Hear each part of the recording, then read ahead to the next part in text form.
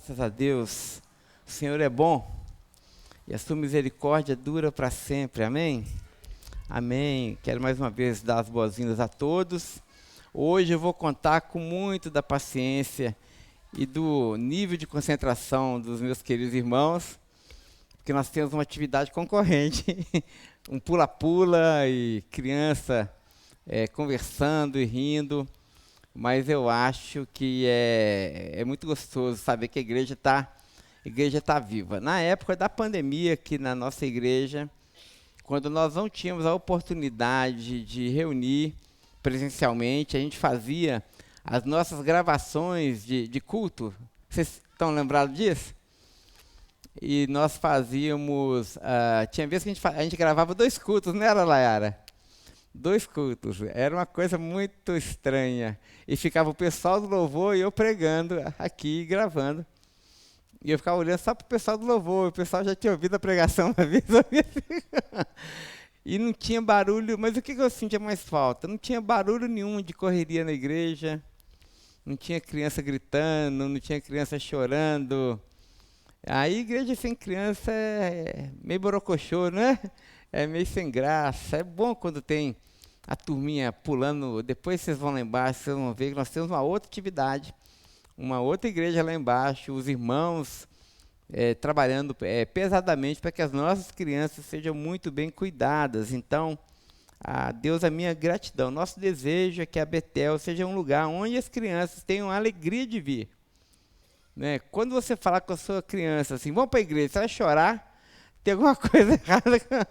Mas quando a criança fica feliz e quer vir, e briga com o pai para vir, não é sonha que está na igreja, e passa mal porque está próximo a campo dentro, e fica feliz e quer participar, aí é um sinal que nós estamos cumprindo a nossa missão de cuidar das futuras gerações. Nós levamos isso muito a sério. Nós queremos que a nossa igreja tenha o máximo zelo com os idosos. Tanto nós estamos fazendo aí a nossa plataforma de elevação, até uma satisfação. Nós não terminamos porque o pedreiro encarregado de fazer o arremate ali da nossa plataforma, colocar as pedras e tudo mais, tornar mais seguro o uso da nossa plataforma, ele contraiu o Covid. E aí ele está com 10 dias de Covid, coitado. A Covid dele foi uma Covid mais resistente, assim, né?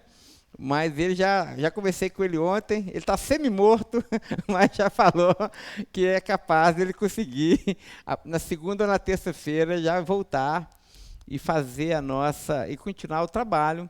A nossa esperança é que a gente consiga, se não, próxima semana, na outra, já está com a plataforma de elevação já funcionando.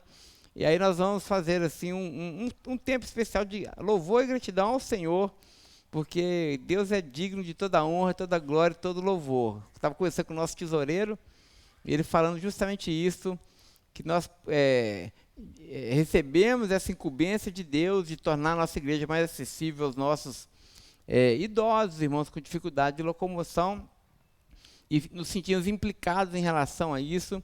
E Deus já nos deu uma grande vitória, que foi conseguir instalar a plataforma de elevação, e ela já está totalmente paga. A parte que não foi paga ainda, que é só na entrega, mas nós já temos o dinheiro em caixa, e isso para nós é uma grande vitória.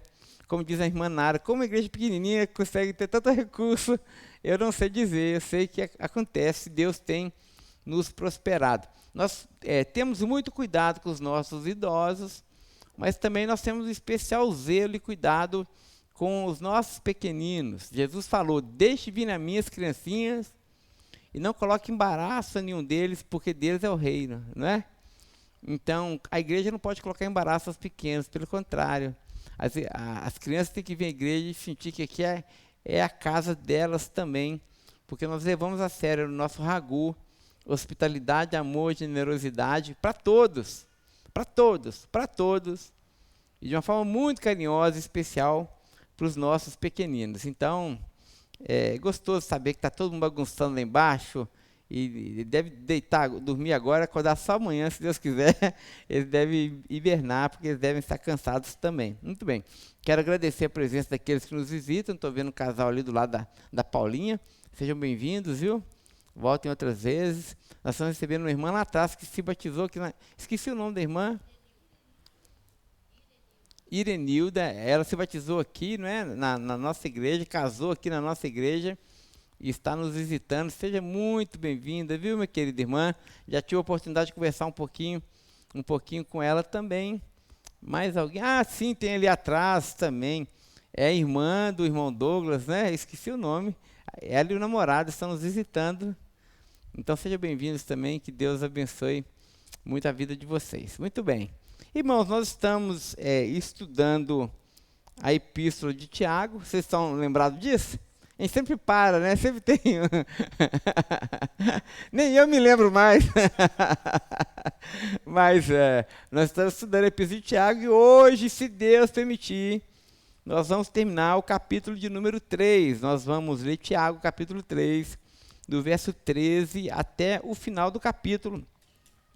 Então, se você tem sua Bíblia aí, por favor, abra sua Bíblia em Tiago, capítulo 3, a partir do verso de número 13. Nós temos vários irmãos em viagem. Não esqueça de orar para que eles possam ir bem, voltar bem. Muito bem. Todo mundo achou? Tiago, irmão de Jesus, Tiago o Grande, Tiago de Jerusalém, capítulo 3, verso de número 13, começa com uma pergunta: quem entre vocês é sábio e inteligente? Mostre as suas obras em mansidão de sabedoria, mediante a sua boa conduta. Outra tradução diz, mediante a prática. Se, pelo contrário, vocês têm em seu coração inveja amargurada e sentimento de rivalidade, não se gloriem disso, nem mintam contra a verdade. Esta não é a sabedoria que desce lá do alto, pelo contrário, essa sabedoria é terrena, é animal e é demoníaca. Pois onde há inveja e rivalidade, aí há confusão e toda espécie de coisas ruins. Mas a sabedoria lá do alto é, primeiramente, pura, depois ela é pacífica, gentil, imparcial, sem fingimento. Ora, é em paz que se semeia o fruto da justiça para aqueles que promovem a paz. Senhor, muito obrigado por essa manhã, pelo tempo de ensino que nós já tivemos. E agora nós suplicamos que o Teu Espírito que inspirou essas letras possa também falar a nossa mente, mas também falar o nosso coração, como assim como foi orado, Senhor, torna o nosso coração um terreno fértil, para que a Tua palavra possa, caindo nele, produzir muitos frutos para a Sua própria glória. Assim nós oramos no irrecusável nome de Jesus. Amém. Irmãos, nós estamos desde o início do ano estudando essa epístola de Tiago, e nós já caminhamos bastante dentro dessa carta muito preciosa, e alguns irmãos têm reclamado comigo que não sabiam que Tiago era uma epístola tão pesada, tão densa, com tantas implicações para a nossa vida prática. E isso se deve ao fato de Tiago ser um pastor, e um pastor preocupado com a saúde do seu rebanho. Irmãos, e todo pastor preocupado com a saúde do seu rebanho, ele sempre tem e sempre terá uma palavra, claro, de encorajamento, de estímulo, mas também sempre terá uma palavra muito dura, muito firme, porque nós temos uma tendência muito teimosa no nosso coração de esquecer aquilo que nós precisamos lembrar e de lembrar aquilo que nós precisamos esquecer. A gente inverte os polos, a gente está sempre lembrando de coisas que Deus nos manda esquecer, e muitas vezes nosso coração se enche de amargura por conta disso, mas também nós muitas vezes nós nos esquecemos de coisas que Deus ordena que nós não esqueçamos jamais. E Tiago tem essa preocupação pastoral com o seu público, e nós já andamos muito dentro dessa epístola. Nós já vimos que o ponto focal da argumentação de Tiago tem a ver com a sua preocupação de nós termos uma fé totalmente conectada às obras. Tiago vai dizer que a fé sem obras, ela é morta, ela não produz efeitos para a salvação.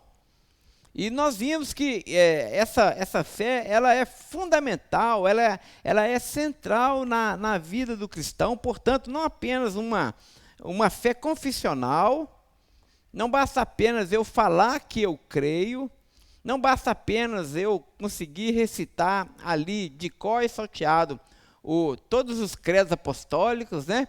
Creio em Deus Pai Todo-Poderoso, Criador dos céus e da terra, em seu Filho, Jesus Cristo. Nós vimos que até Satanás certamente conhece o credo apostólico de cor, e ele deve recitá-lo também. Mas é muito mais do que uma fé intelectualizada, algo que a gente mentaliza, que a gente decora, que nos torna até aptos para dar aula de escola dominical. Mas Tiago vai sempre bater nessa tecla de forma incansável. Pratique a palavra, pratique a palavra, pratique a palavra.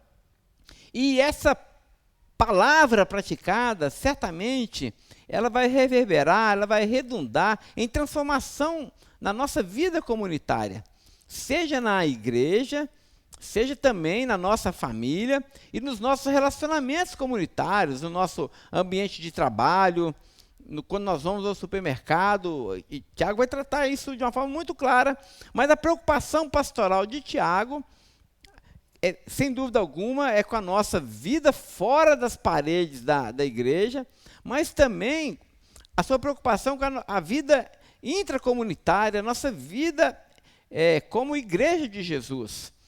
Tanto que ele vai bater em pontos que são fundamentais, que são os caminhos que Tiago chama de caminho da sabedoria.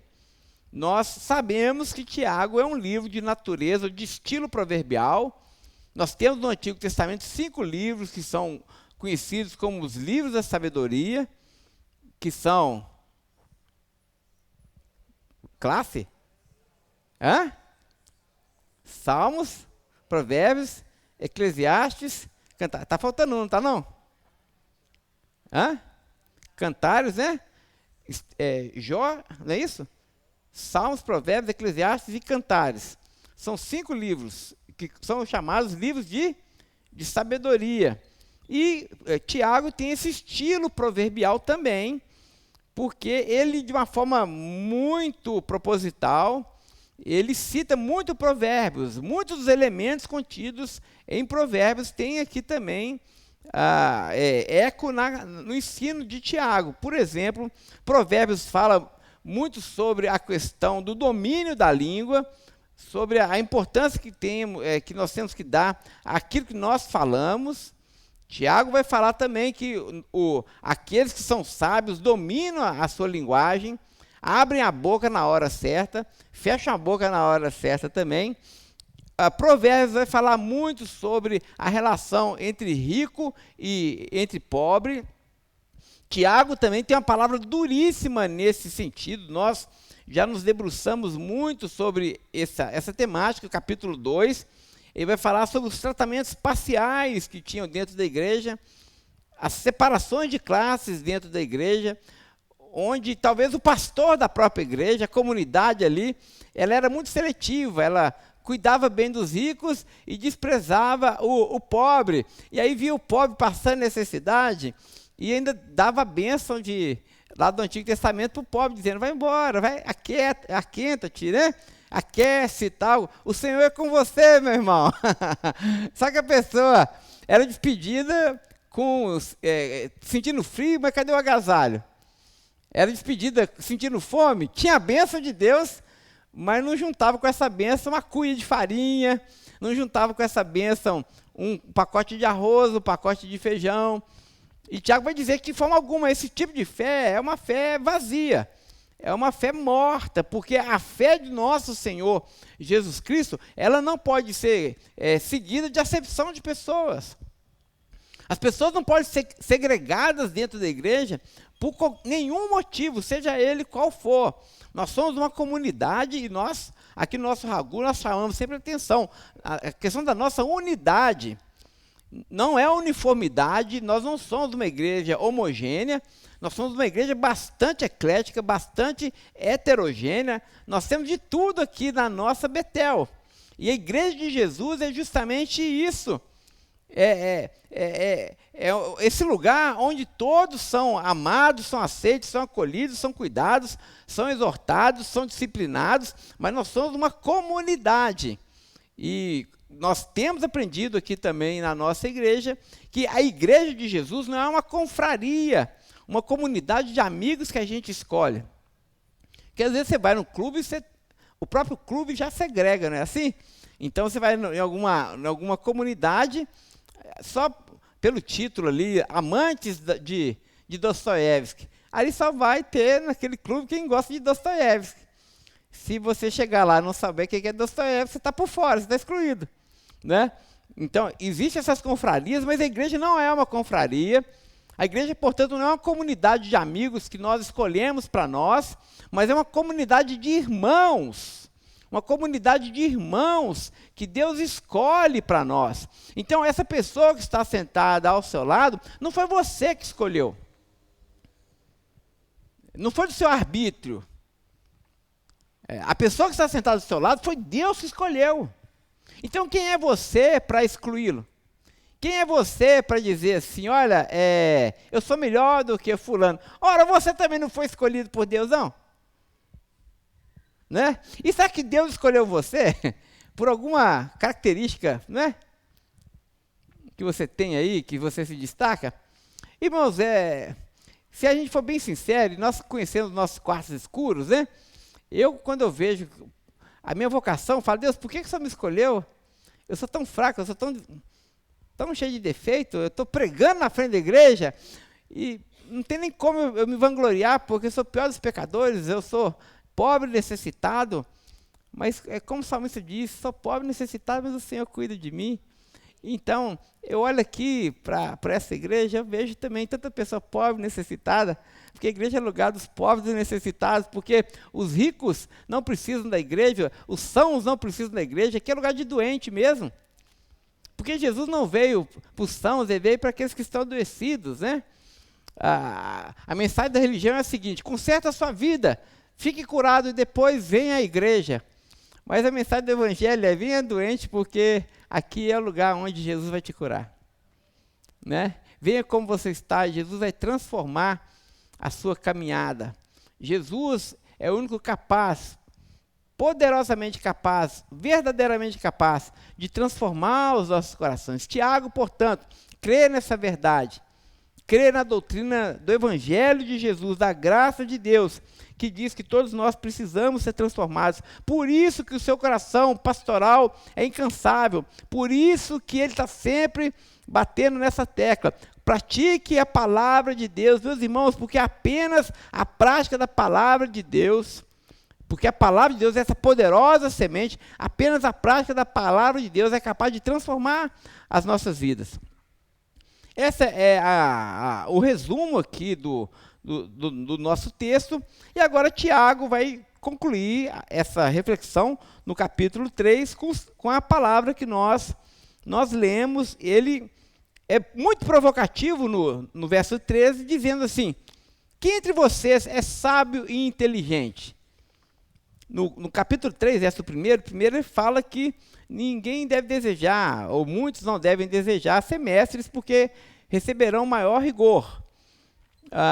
Os estudiosos, o Douglas Moo, por exemplo, que é onde eu tenho bebido a maior parte dos meus comentários, mas outros estudiosos também, vão dizer que aquela comunidade, ou pelo menos aquelas comunidades ali, já que Tiago é uma carta geral, não escreveu especificamente para uma comunidade, mas para várias, vai dizer que talvez existia ali, naquela comunidade, muitos mestres, muitos pastores, muitos professores de escola bíblica dominical com o nariz empinado, talvez, achando que estavam ali porque eram bons, porque eram capazes, né?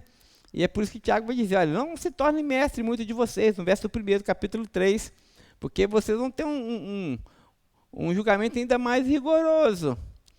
Porque Deus vai esquadrinhar o seu coração de uma forma ainda mais profunda, para ver se você de fato não apenas está pregando corretamente, que é um dos nossos deveres como mestre da palavra de Deus, e aqui na nossa igreja nós nos empenhamos muito nisso, em pregar a palavra de Deus com toda a correção. Nós investimos muito nisso, nós levamos a palavra de Deus muito a sério, mas não basta apenas aos mestres levarem a palavra de Deus a sério, no sentido de transmiti-la corretamente, mas também cabe aos mestres a prática correta da palavra de Deus.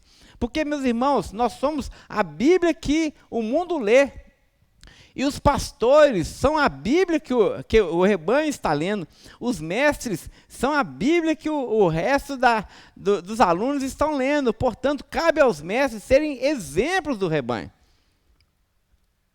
Nós que ocupamos cargo de liderança aqui na igreja, a gente tem que ficar com o coração muito apertado e ter um santo temor no coração, porque as pessoas estão olhando para nós. E muitas vezes a nossa conduta dissociada, muitas vezes daquilo que nós ensinamos, ou de forma incoerente com aquilo que nós ensinamos, muitas vezes ela faz o rebanho tropeçar. Então, se você está pregando algo, viva esse algo, sabendo que as pessoas estão olhando para você, né? O rebanho está olhando para você, então nós precisamos ser exemplo do rebanho. É por isso que Tiago está dizendo no verso 13, quem dentre vocês é sábio e inteligente? Você se considera sábio e inteligente e capaz? Ora, no mundo grego, né, no mundo helênico ali, a sabedoria, o conhecimento era muito valorizado. Inclusive o conhecimento retórico, de boca para fora. Eles tinham aquelas longas discussões, os sofistas faziam isso, outros filósofos faziam, eles se reuniam no lugar e ficavam discutindo, para ver quem conhecia mais, quem tinha mais tutano na argumentação, quem tinha o maior conhecimento, quem sabia equacionar melhor as palavras, quem tinha o maior poder de persuasão, não é? Então, aquela comunidade, ou aquele ambiente cultural, valorizava muito o poder da argumentação, a eloquência, o poder de convencimento do seu público. Aí Tiago vai dizer, você se considera também sábio e inteligente? Ok, mas que tipo de sabedoria é a sua? Que tipo de inteligência é a sua? Porque a inteligência, a sapiência do hebreu não está, como nós já falamos aqui, apenas no discurso, mas ele vai dizer, se você quer se mostrar sábio e inteligente, mostre as suas obras em mansidão de sabedoria, mediante a sua boa conduta. Outra tradução diz, mediante a prática. A sabedoria de verdade, a sofia de Deus, né? Nos livros de sabedoria do Antigo Testamento, mais uma vez, elas não estão dissociadas da prática. Quando nós falamos que a fé sem obras é morta, nós lembramos que falar também é uma obra, agora agir com sabedoria também é uma obra de Deus. Então, portanto, Deus nos chama a obras de sabedoria. Há um contraste muito grande no Antigo Testamento entre a vida de sabedoria e a vida de tolice. Então, existem os homens sábios e existem também os homens tolos. Existem os homens prudentes e aqueles que são imprudentes, né? Então, essa dicotomia, essa separação entre o caminho que conduz à vida e o caminho que conduz à morte, entre a palavra que produz vida e a palavra que produz morte, é muito própria aqui da argumentação de Tiago. No Antigo Testamento, a sabedoria começa. Isso é muito interessante. Se nós desejamos adquirir a sabedoria de Deus para nós precisamos entender os caminhos da sabedoria. E que caminhos são esses para que a gente trilhe? Primeiro, baseado em Provérbios, nós vemos que a sabedoria lá de Provérbios, ela começa com o temor do Senhor, com a nossa reverência diante de Deus, quando nós recebemos a instrução de Deus, quando nós vemos o caminho que Deus se apresenta para nós, e nós nos curvamos diante da vontade de Deus e aceitamos a sua vontade para a nossa vida, porque o temor do Senhor é justamente isso. deixar o nosso caminho, abandonar a nossa vontade, abandonar a nossa sabedoria pessoal, abandonar aquilo que eu acho que é o bom para a minha vida e abraçar o caminho de Deus, abraçar a sabedoria de Deus e entender como boa, perfeita e agradável a vontade de Deus para nós. Isso é o temor do Senhor. No Antigo Testamento, o caminho da sabedoria começa com o temor do Senhor. Está lá em Provérbios capítulo 1, verso de número 7. Esse temor do Senhor, ou esse caminho da sabedoria, capacita-nos a discernir o que é justo, o que é direito e o que é certo. Provérbios capítulo 2, verso 9. Irmãos, e como nós precisamos dessa iluminação da palavra de Deus, dessa sabedoria de Deus, para a gente discernir o que é bom, o que é justo, o que é certo. Porque quando a gente está andando em trevas, a gente não discerne. Porque quando a nossa mente está embotada, quando nós só bebemos em outras fontes, quando nós não adquirimos a sabedoria de Deus, muitas vezes nós tomamos decisões erradas. Por quê? Porque nós não fomos alimentados corretamente. O que a lei do Senhor faz conosco? O que a instrução de Deus faz conosco? Ela ilumina os nossos olhos. Não é isso que o Salmo 119 fala? A lei do Senhor é perfeita e ilumina os olhos. Não tem um texto assim? Ou seja, ilumina o nosso caminho. Salmo, eu acho que o verso 105 do Salmo 119 diz: lâmpada para os meus pés é a tua palavra. Né? Você está andando trevas para todo lado. Outro dia, eu quase que eu tomo um tombo lá em casa, a Viviane não sabe disso. Eu apaguei as luzes para economizar, que a nossa conta de luz está vindo muito alta. Apaguei a luz do corredor da escada. Eu fui descer no escuro, quase que eu apaguei. Coisa de cebolinha. Nunca mais faço isso na minha vida, né? Economia mal feita. Mas quando você está andando com tudo apagado, você tropeça. A sua intenção é até boa, mas você tropeça, porque você não enxerga. Agora, quando você tem a lâmpada da vida, a lâmpada da palavra do Senhor te iluminando, aí você consegue discernir. Você sabe o que é perigoso e o que não é perigoso. Você consegue discernir. Você sabe quais conselhos são bons e quais conselhos são maus. Você consegue discernir. Você sabe quais valores conduzem à vida e quais conduzem à morte. Você consegue discernir a vontade de Deus para o seu corpo, a vontade de Deus para o seu tempo, a vontade de Deus para o seu casamento, para as suas relações interpessoais. Mas nós só temos esse discernimento a partir do momento que nós nos expomos à palavra de Deus, a essa palavra de sabedoria. Temos o nosso coração encharcado pelo temor do Senhor, e esse temor do Senhor, que vem da sua palavra, ilumina a nossa mente, o nosso coração, para que a gente discirna aquilo que é justo, aquilo que é direito e aquilo que é verdadeiro. Mas não para aí, esse é que é o ponto. Não basta apenas eu saber para onde eu devo ir. Saber para onde você deve ir é fundamental. Ok? Se você vai viajar para o Rio de Janeiro, você tem que saber qual BR você vai pegar. Você tem que ter um mapa. Se você vai fazer um tour lá pela Europa, você tem que saber para onde você vai, porque senão você vai para o lugar errado. Se você vai andar no Rio de Janeiro, igual nós vamos para lá, né? Você tem que saber onde você entra, porque senão você não entra tão bem assim, né? É perigoso. Então, você tem que saber as estradas. Isso é importante. Ter a informação, ter as sinalizações é fundamental. Mas agora, se você não der o primeiro passo, se você não for, também nada feito. É justamente isso que Provérbios vai dizer. Provérbios não apenas nos mostra onde nós devemos andar, mas ele nos estimula a andar nos caminhos que conduzem à vida. Provérbios capítulo 2, verso de número 20. Não basta apenas conhecer aquilo que é certo, meus irmãos. Mais uma vez, permita eu ser repetitivo aqui, não basta apenas conhecer aquilo que é certo, isso ainda é pouco, porque Satanás também sabe o que é certo, gente. É preciso fazer o certo, porque muitas vezes no ditado popular, na prática a teoria é outra, né? Não basta apenas a gente vir aqui domingo após domingo e ouvir o caminho certo é esse. E às vezes a gente fica emocionado com o caminho certo, nosso coração se contagia, porque aquele desejo romântico, mas que caminho bom, o caminho que conduz à vida é esse, que coisa gostosa, eu estou sentindo até a presença de Deus dizendo, vá por esse caminho, ok, mas é preciso trilhar o caminho. Os irmãos se lembram lá do livro do Peregrino, que nós falamos aqui há 3 domingos atrás? Lembram, sim ou não? Quem está acordado, diga sim. Né?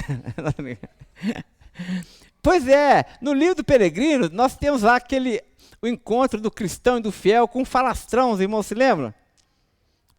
Que personagem fantástico é o falastrão. Gente, quando eu li o personagem lá, o falastrão, eu fiquei impressionado, porque o falastrão é fantástico. Até eu fiquei comovido com a argumentação, o poder de conhecimento que o falastrão tem. Ele fala bem demais. Ele consegue palmilhar o caminho da vida. Ele é gostoso de ser ouvido. Ele sabe tudo sobre a verdade. Ele sabe tudo sobre a vontade de Deus. Ele tem uma teologia muito refinada. Ele poderia estar falando aqui para os irmãos nessa manhã, os irmãos iam ficar talvez de boca aberta. Mas a questão do falastrão não é a falta de conhecimento. O ponto fraco do falastrão não era que ele não conhecia a sua fé. Esse era um ponto forte nele. O ponto fraco do falastrão é que ele falava, conhecia muito, conhecia de qual é salteado a vontade de Deus, conhecia não apenas os livros da Bíblia, mas os conteúdos do livro da Bíblia. Mas o problema do falastrão é que ele não colocava em prática. Ele se sentia divertido e se divertia em discutir os assuntos acerca de Deus. Ele gostava desse assunto. Tem gente que é empolgada, né? E gosta de discutir sobre a Bíblia, gosta de conhecer os textos e tal.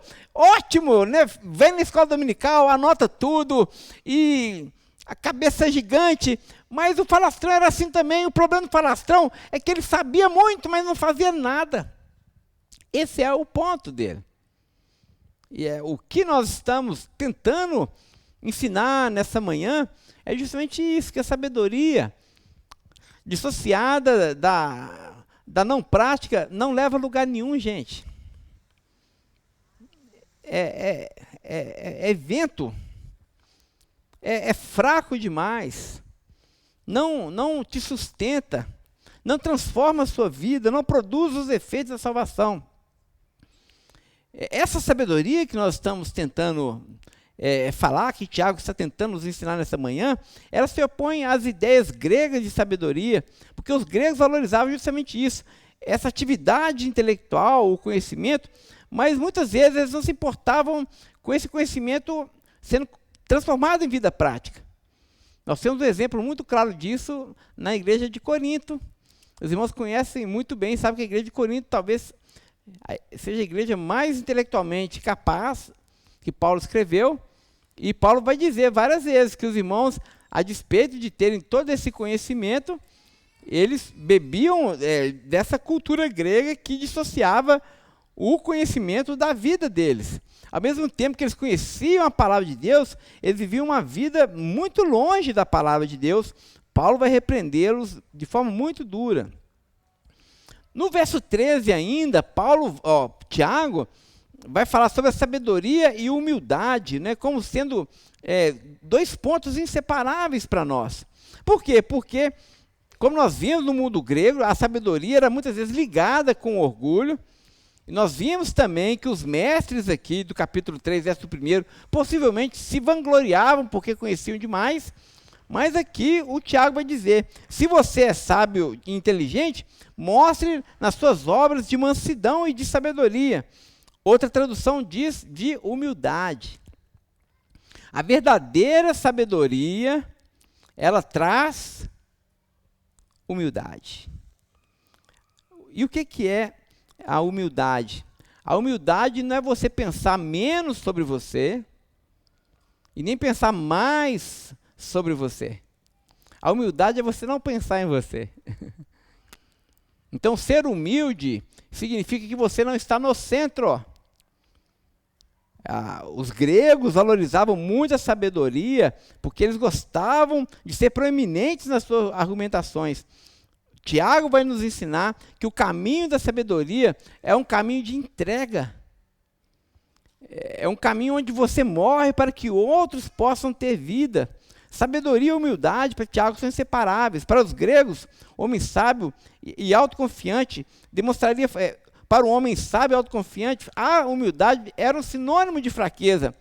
Mas para o cristão, é sinônimo de dependência de Deus e de anonimato. Então, quando nós dependemos de fato de Deus, nós nos tornamos humildes. E, gente, cá para nós, né, vamos pensar aqui na nossa cozinha. Nós, de fato, sim, ainda não entendemos, precisamos entender de uma vez por todas. Nós somos fracos, irmãos. A nossa fé e a nossa força é pequena. Nós dependemos de Deus. No frigir dos ovos, é Deus que nos sustenta em todas as coisas, em todos os níveis. Às vezes a gente acha que eu estou onde eu estou por conta da minha competência, do meu poder, porque eu faço escolhas sábias. Mas, se a gente for bem sincero, a gente vai ver que, de fato, se não for a graça de Deus, se não for a misericórdia do alto, nenhum de nós estaríamos aqui nessa manhã, ouvindo essa palavra.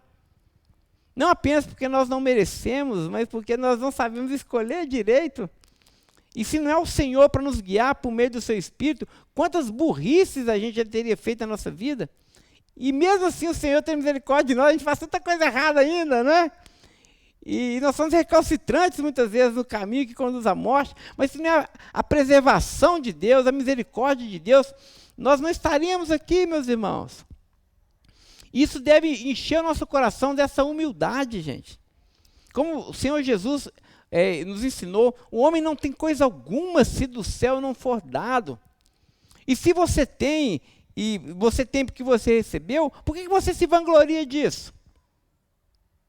Por que você continua ainda achando que é melhor do que a outra pessoa? Esse é o ponto. A pessoa sábia tem um coração banhado na mansidão, coração banhado na humildade, assim como Jesus afirmou que ele era manso e humilde de coração. Nós precisamos também desenvolver mansidão e humildade no nosso coração. No verso 14, e assim a gente vai parar aqui no verso 14, o Tiago vai dizer o seguinte, verso 14, se pelo contrário, ele fala da sabedoria, do caminho da sabedoria, agora ele faz o contraponto, ele diz, o contrário da sabedoria, se pelo contrário, vocês têm no coração de vocês inveja amargurada e sentimento de rivalidade, não se gloriem disso e nem mintam a verdade. Você não deve se gloriar achando que você é sábio, porque se você se vangloria achando que você é sábio, se você se vangloria achando que você é melhor do que as outras pessoas, se você se vangloria achando que você consegue construir o seu próprio destino, você não precisa das pessoas, você mesmo faz a sua história, você não é sábio, você na verdade é tolo. Aí o Tiago vai agora tornar explícito o problema do nosso coração, né? O estado do nosso coração. Porque do coração procedem as fontes da vida. Ele vai dizer, se você sente isso, percebe dessa forma, acha que você é bom, na verdade o que tem no seu coração não é a sabedoria de Deus. O seu coração está sendo tomado por outros sentimentos, que são contrários à sabedoria. Quais são eles? Primeiro é a inveja. A palavra grega lá, zelos, né? Tem um ponto positivo, a palavra zelos, que tem a ver com zelo mesmo, com cuidado, mas ela também tem uma tradução negativa, um sentido negativo, que a inveja é justamente o desejo de possuir coisas que não são de fato nossas. O que é da natureza do invejoso? A inveja é um dos 7 pecados capitais, não é assim? Nós temos lá os 7 pecados capitais, E a inveja, junto com o orgulho, são irmãos gêmeos ali. A inveja é o quê? É a tristeza pelo bem alheio. O invejoso, ele consegue até chorar com aqueles que choram. Ele consegue ir no funeral e legitimamente chorar com a pessoa que perdeu um ente querido. Mas ele fica muito triste quando ele vê uma pessoa que tem alguma coisa que ele não tem. Então é a tristeza pelo bem alheio. O invejoso não consegue ver o dom na vida do outro, não consegue ver a bênção de Deus na vida do outro, não consegue ver a graça de Deus na vida do outro, porque ele sempre vai desejar dizendo, olha, eu queria que essa pessoa não tivesse isso. O invejoso não quer o que a pessoa tem. O invejoso não quer que a pessoa tenha. Ele é comparativo. Ele se morde de raiva quando ele vê que a pessoa está sobressaindo. Que Deus está usando a pessoa. Então, Deus está abençoando a pessoa e ele fala, puxa vida, por que essa pessoa é tão abençoada? Tudo bem de eu não ter, mas ela também não pode ter. A inveja é a tristeza pelo bem alheio. Então, a inveja é justamente esse sentimento é o desejo de possuir coisas que não são de fato nossas, ou seja, se eu não tenho, essa pessoa também não pode ter. Tem uma piada turca, um ditado turco, que diz o seguinte, que eram dois inimigos, e aí um inimigo sempre, a inimizade sempre também tem na sua raiz a inveja, não é? Se você odeia alguém, tem alguma coisa que você talvez deseje, você sente inveja daquela pessoa, muitas vezes a inveja suscita o ódio. Aí dois inimigos, e aí o gênio aparece para um, né, e diz assim, olha, eu vou te dar o direito de você cumprir um desejo. Aí o camarada pensa, opa, que coisa boa, eu vou então desejar alguma coisa, eu vou receber. Vai receber, mas antes de você pedir, eu quero que você saiba que aquilo que você desejar para você, você vai receber, mas o seu inimigo vai receber dobrado. Aí ele pensou assim, peraí, poxa, eu vou receber uma coisa, mas o meu inimigo vai receber dobrado. O que será que eu posso pedir? Que pedido é esse? Que gênio é esse, né? Aí ele pensou e falou, já sei o que eu quero. Aí o gênio falou, então tá, então pode pedir ele. Eu quero que você me segue de um olho.